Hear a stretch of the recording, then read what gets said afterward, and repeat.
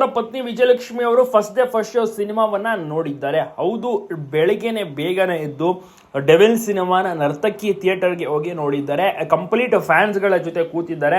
ವಿನೀಶ್ ಅವರು ಹೋಗಿದ್ರು, ಧನ್ವೀರ್ ಅವರು, ಕಂಪ್ಲೀಟ್ ಏನಿದೆ ಡಿಬಾಸ್ ಅವರ ಅವರ ಜೊತೆ ಕೆಲಸ ಮಾಡುವಂಥವರಾಗಿರ್ಬೋದು, ಎಲ್ಲರೂ ಕೂಡ ಅಷ್ಟೇ. ಮತ್ತೆ ಸೆಲೆಬ್ರಿಟೀಸ್ಗಳ ಜೊತೆ ಕೂತು ಸಿನಿಮಾ ನೋಡುವ ಒಂದು ಮಜಾನೇ ಬೇರೆ ಇರುತ್ತೆ. ಲಾಸ್ಟ್ ಅಂದರೆ A1 ಕಂಪ್ಲೀಟ್ ರೋ ಏನಿದೆ, complete A rho complete book ಮಾಡಿರ್ತಾರೆ.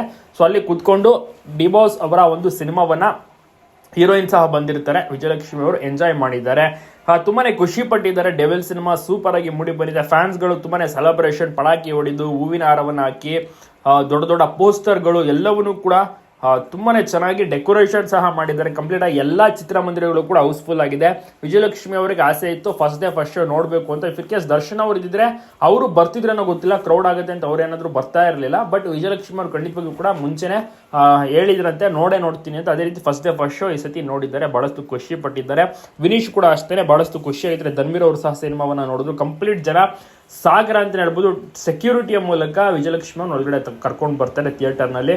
ನಂತರ ಸಿನಿಮಾವನ್ನ ಎಂಜಾಯ್ ಮಾಡಿದ್ದಾರೆ.